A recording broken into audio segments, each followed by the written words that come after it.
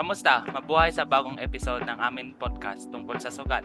Sa episode na ito, tatalakayin namin ang iba't ibang aspekto ng sugal mula sa mga paboritong laro hanggang sa makahulugan nito sa ating lipunan. Tara, samahan ninyo kami sa paglalakbay sa mundo ng sugal kung saan ang bawat hakbang ay may kibat na kwento at aral. Handa ka na ba bang pasukin ang larong ito? Sabay-sabay nating alamin ang lahat ng bagay na kailangan nating malaman tungkol sa sugal. Bago kami magsimula, kami ay magpapakilala muna. Ako ay si Ivan Rafael S. Nigos. Ako si Claude Benedict Navarro. Ako naman si Clyde Andretti din. Nais ng podcast na ito upang i-share ang aming naranasan o experience sa pagkalulong dito at pangunahan ang mga nagbabalak na pasukin ito.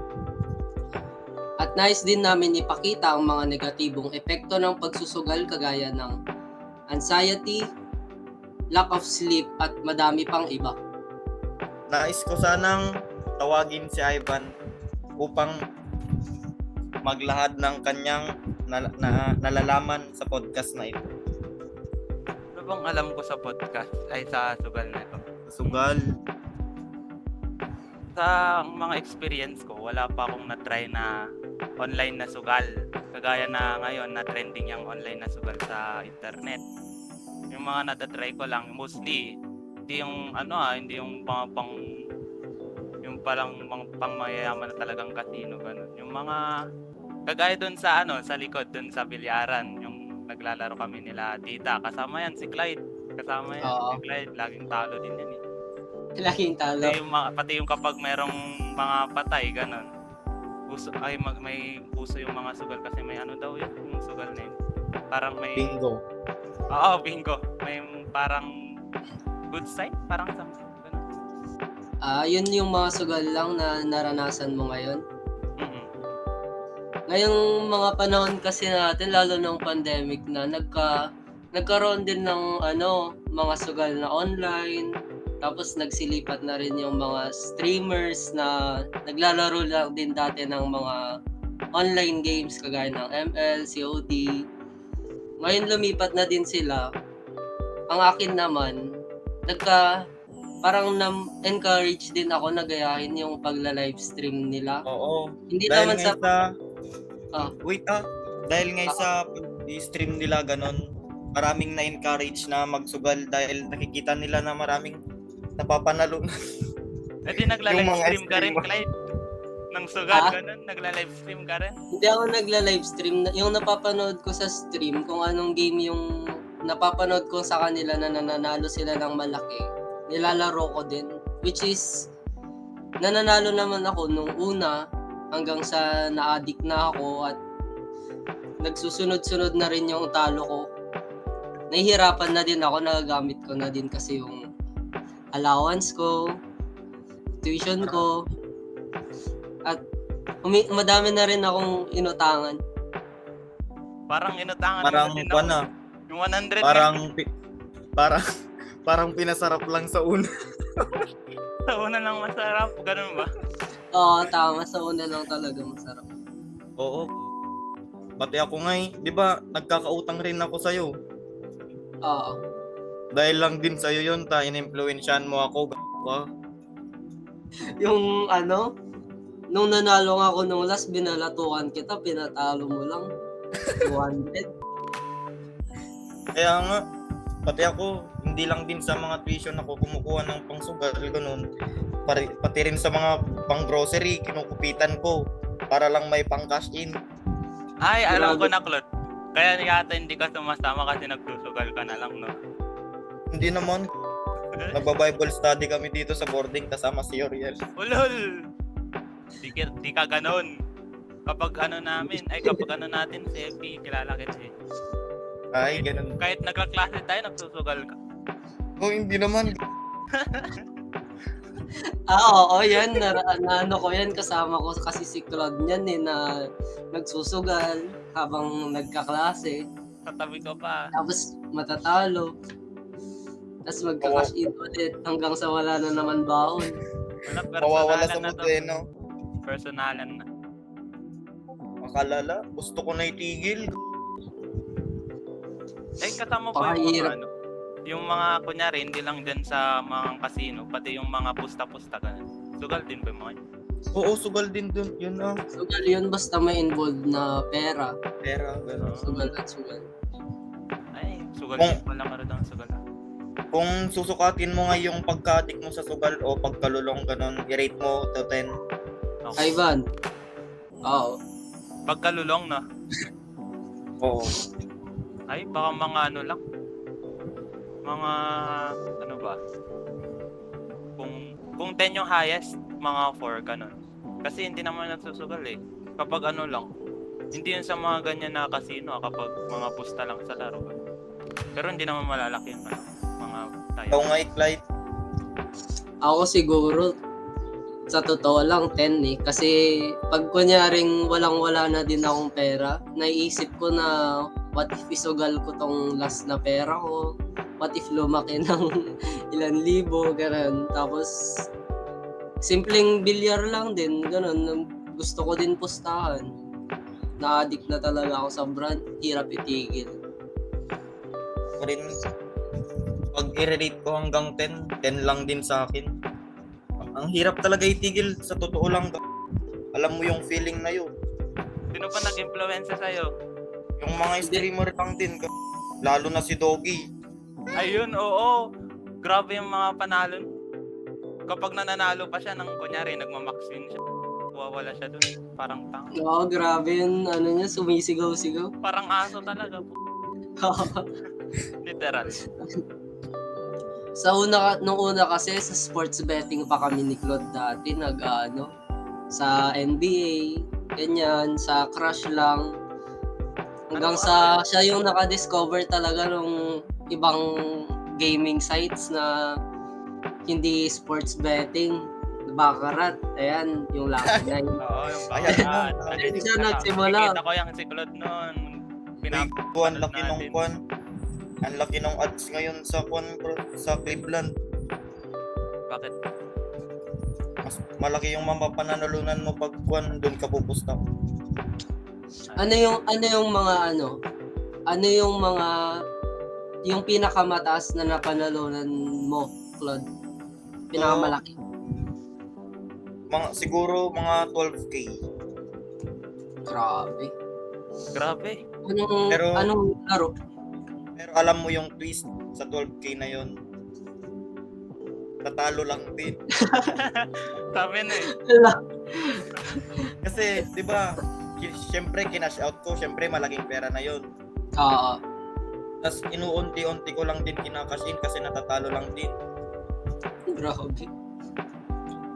Iba talaga pag nakatikim ka ng malaking panalo, parang nagigreedy pa din talaga eh. Kahit ako, Talaga sa una pa lang. Ganun sa una. Kasi natry ko din manalo. Natry ko din Nanalo manalo. ka nga eh. Ah. Gigil ka, bumawi. Sige, Claude.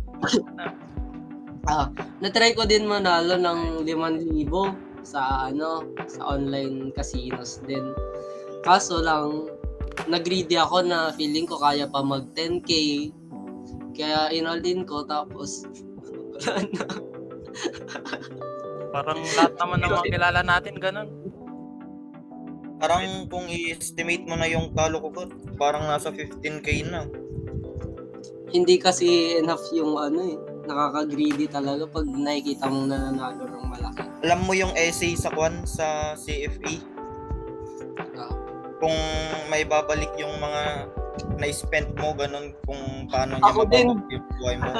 Yun yung in-essay ko. Yung mga nagasto ko sa sugal. Oo, ako din yung mga nagastos ko din talaga sa sugal. Yung gambling problems ko din talaga yun.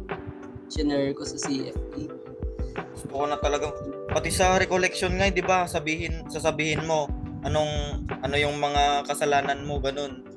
Oo. Ay, Gusto kasalanan mong ko. mabago o mawala. Sinabi ko yun, yung pagkagambling. Tapos sabi nung pari sa akin, isipin mo kung saan nanggagaling yung pera na pinangsusugal mo. Siyempre noon nagilty ako at naitigil ko ng 1 week. Tapos nung 1 week na yon, kay nagabihan, naisipan ko na naman, siyempre sabi ko sa sarili ko, uy, parang first time na lang ulit ganun. Feeling mo bibigyan ka ng game ng Recollection ka panalo. uli. Hindi parang nag-reset na ngayon yung kwan ko, yung kasalanan. Oh, Parang back to Gawa ng zero, bago. pwede ulit i-try. Oo, parang na-cash out ko na kay Lord yung kasalanan. Pati naman yung mga ina-apply mo kay Lord. Masama yan. Huwag ganyan. Gusto ko na talaga itig. Hirap Kumpisal lang. ulit. Kumpisal ka ulit. Mahirap talaga itigil basta nakatikim ka ng panalo. Hanapin talaga eh. Hindi ko pa natikman manalo. Diyan sa sugal. Huwag mo itatry. Malay mo kapag natikman ko, tapos natikman ko, nanalo ko kunyari, nagbet ako 1K, nanalo ako 10K. O tapos nagbet ulit ako, in-all-in ko, tapos naging nag-times 2. O malay mo, ganun yung mangyayari ngayon. Feel ko ganun yung nasa isip niya eh. Kaya ako sa'yo, mag-cash in ka na. 100. Oh, hindi. Clive, ganyan din Wag. nangyayari sa atin. Itong podcast natin nagbibigay ng hindi yung nag-influence. Oo, huwag kang mag-inganyo. Huwag ka nang mandamay ng ibang inosenteng tao. Lulong na nga tayo, magpapalulong ka pa. Mukhang addict na nga yung itsura mo. Yung mindset kasi namin ni Claude ngayon, what if yung 100 pesos mo naging 1,000, naging 5K? Oo, Kasi boy. sa amin, yung 100 namin na kinash in, nananalo kami ni Claude 1,000 pataas palagi. Alam Eh, mo, minsan, kaninang umuwi ako dito sa boarding, nag-cash in ako 100, boy. Natalo ko. Nag-1K pa naman. Hindi ko alam paano talaga itigil ko. Dapat di ka na Ako. binibigyan ng pera. eto, real talk to Yung allowance ko next week, ay bukas, di ba? Sunday ngayon, Monday to Thursday pasok natin. Wala na, nasagal ko na. Nasagal mo na. Hindi pa Real talk. dumating yung araw. Real talk, promise.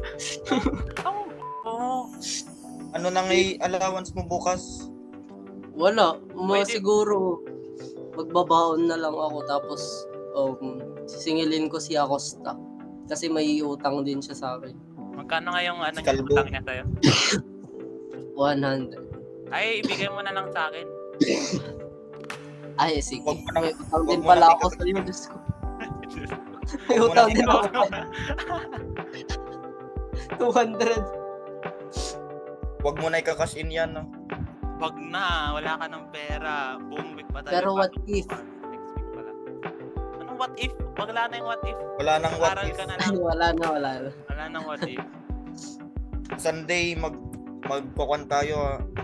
Magsisimba tayo. Magkukumpisal. Kung mamaya, Kasi Masyado na tayong makasalanan. online misa, no? Online sugal. Ay, hindi. Ano kayo? Yung misa na yan, parang may sugal din. Di ba? Ay, Ban, ito, tatanungin kita. Hmm. Ano ngay parang nafe-feel mo pag nananalo yung isang tao? Ay, syempre, mainggit ako ganun. Sobra. Like yung mga nakikita ko sa internet, lalo na sa kapag nagpe-Facebook ako, ganun. Like, nananalo sila, million, naiinggit ako dun, sobra. Like, meron nang isang time na natetempt akong gawin. Wala rin akong pera, hindi na ako magsusugal dun. Unlike yung si Clyde, basta may pera yan, susugal niya yan. kami ni Claude. Ay, kayo ni Claude, uutang ko. Yan talaga nagsisimula ngayon yan talaga nagsisimula yung pagsusugal sa temptation ngayon. Oo, grabe yung temptation. Demonyo ka kasi. Parang hinihila talaga tayo nung sugal na yan eh. Nihila kayo. Oo, kahit gusto na namin tumigil, hinihila kami pa ba? Kasi natitempt na naman ako ngayon. Ay, wag na. Wag na. Magbibigay Sorry, ng Lord. aral, Sorry, mga Lord. kwento na experience. Baguhin na natin. Baka kapag nanonood si sir, nagsusugal na rin. Ay, Uy, hindi. So, ano nga yung mga natutunan ninyo sa pagsusugal? Ikaw, Clyde, muna. Natutunan ko siguro na wag mag-greedy, wag maging greedy hangga't nananalo ka. Pero hindi ko naman kayo na-encourage magsugal, pero yun yung natutunan ko talaga na kasi halos nananalo naman ako lagi pero natatalo lang din. So ayun, mga payo ko din pala sa mga nagbabalak na magsugal na okay lang naman i-try nila basta hindi sila maging addict talaga. Hindi yung parang doon na nila tinutuon lahat yung attention nila, yung pera nila. So, yun lang din siguro yung sa akin. Ayos nga rin. Ikaw nga, Clyde. Ang parang natutunan ko dun, parang yung 100 na pera mo, matatalo. Pero may chance ang mag-triple, basta, alam mo yun, lalaki talaga, ganun. Pero ang hirap, kasi sugal pa rin. Ito, walang yumayaman dahil sa sugal. Yan ang tatandaan mo, Clyde. Ay, wow! Walang Dalawa tayong addict dito. Oy, at least meron na siyang mindset na ganun. Ikaw, baka wala pa. Momsi. Walang yumayaman sa sugal. O yan. Kaya ako, never na ako magsusugal in my life. Pagkatapos nito, wala na. Alam mo, Ivan, yung naalala mo yung pinakita ko sa'yo na na si Big Boy Cheng na nanalo ng 19 million. Grabe yun, di ba? Nakita ko Sipin mo, manalo ka ng ganun, di ba? Hindi ka nakaka-inggit din talaga eh. Kaso, syempre malaking risk din yung pera na isinugal niya dahil doon. Kaya siya nanalo. So, yun lang naman. 100 lang kasi yung pangsugal ko kaya natatalo palagi. Tapos pag nagsusugal ka pa, all in agad. Yun yung sinabi ko kanina na wag mag-greedy talaga eh. Kasi ang hirap makain lahat yung pera. Tapos magka-cash in ka ulit. Ikaw nga, William, ano nga mapapayo mo sa mga nanonood din? Ang mapapayo ko sa kanila ay mahalaga na maintindihan na lahat na ang sugal ay isang panganib na gawain at maaaring magdulot ng malaking pinsala sa buhay. Kung maaaring iwasan ang paglalaro ng sugal at hanapin ang ibang paraan na paglibang at pag-invest ng oras at pera. Ikaw nga, Ivan, ano ang parang overall na parang natutunan mo din sa amin as nagsusugal, ganun? Ano ba? Basta yun, wag lang magsugal talaga. Yung mga pera natin na yan, mas may better pang pwedeng paggastusan kaysa sugal na yun. Oo. Kahit na Balita ko, sa disposable ka umaano. Oy, wala. Andun yung sabi mo. Wala, boss. Ay, wala. Kahit nga hindi ako nagsusugal, nawawala yung pera ko. Sakit. Yun lang din yung mga experience ko. Ayaw ko nang ulitin. Masama, may pangit talaga yung pagsusugal. Pangit talaga yung sugal. Walang dulot na maganda yan. Walang naidulot na maganda. Lahat ng napanalunan ko, bumalik lang din. Wala din talaga eh. May talo ka pa. At sa aming pagtatapos, sana yung nahanap ninyo ang aming pag-uusap na nakabubukas ng isipan at nagbibigay linaw sa iba't ibang aspeto ng sugal. Huwag kalimutan mag-ingat at maging responsable sa anumang larong pasukan. Salamat sa pagtutok at sasama-sama tayo magpatuloy sa pagbibigay liwanag sa mga usapang kritikal sa ating lipunan. Hanggang sa susunod na episode, maraming salamat at mabuhay. Salamat po sa mga nakinig. Salamat. Uy, magpasalamat. Wag lang ganyanan.